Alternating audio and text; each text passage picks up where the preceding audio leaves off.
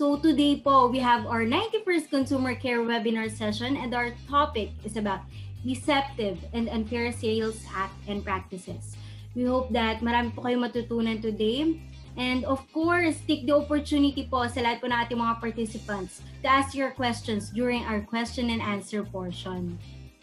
Kayo po, mas maintindihan niyo po whatever your rights and responsibilities are pertaining to this topic. So our topic is on deceptive sales, no? And alam ko po, it's a bit difficult to understand what deceptive sales is. Ano ba yan, deceptive sales? Kasi naman po, pag sinabi natin deceptive, it's panloloko po. Panloloko siya. And it's one thing na ayaw natin mangyari to ourselves and to anybody sa ating pamilya, sa ating kaibigan, sa ating mga kaopisina, no? Ayaw na ayaw po natin may nangyayaring ganyan yung panloloko. She is currently an attorney at the Adjudication Division of the DTI Fair Trade Enforcement Bureau. To begin her presentation, without further ado, I would like to welcome Attorney Richie Torrio. Good morning po, Attorney!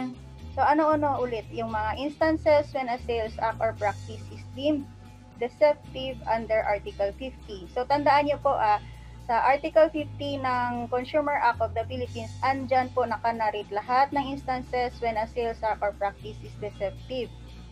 So first, a consumer product or service has the sponsorship, approval, performance, characteristics, ingredients, accessories, uses, or benefits, but in truth, it does not have those. Iyang example, yung nakita nyo sa picture. Actually, charger yan na binibenta, original charger daw. Pero nung binili and ginamit na, uminit ng bongga yung charger. If one is to continue using this charger, siguro nagkaroon na ng sunog because nag-overheat. Kita nyo naman kung original charger yan, I don't know if this is Samsung. Yung original charger niyan, ang nakalagay is 9 degrees. Hanggang 9 degrees lang siya mag-init. Pero yung itong imitation ng charger, umabot ng 36 degrees. So, ang init. So, what are the elements again? So, we have to, ito, isa-isa natin. There's an act of inducement by the producer or manufacturer, supplier, or seller. Next is we have the subject of inducement. Is a consumer transaction involving a product or service. Dapat mayroong consumer transaction.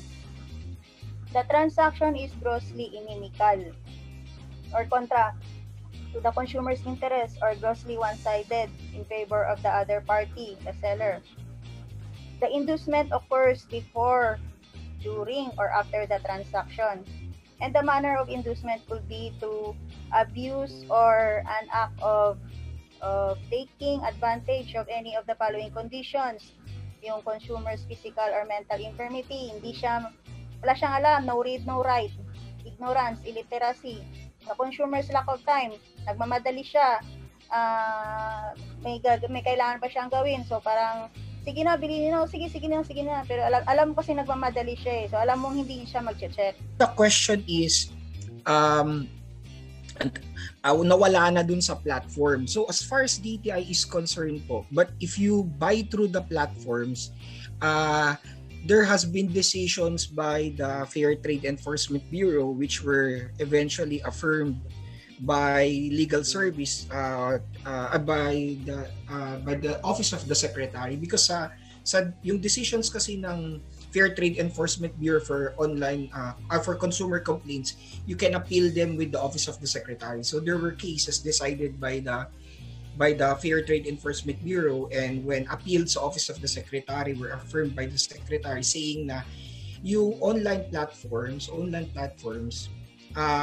are equally liable with the seller. So kahit nawala na po yung seller, if it's bought through the online platforms, we can still enforce yung complaints or yung redress through the online platform. So we can still file through the online platform. We encourage nga po, di ba, na all consumers po, sa ating participants po today, all consumers, we have to really inform ourselves. We still have that responsibility nga po na alamin po yung mga produkto o mga bagay po na magiging deceptive. So, meron din pong jurisdiction si DTI, pero yun nga po, if online platforms nga po, baka pwede pa rin po i-try to resolve your complaint.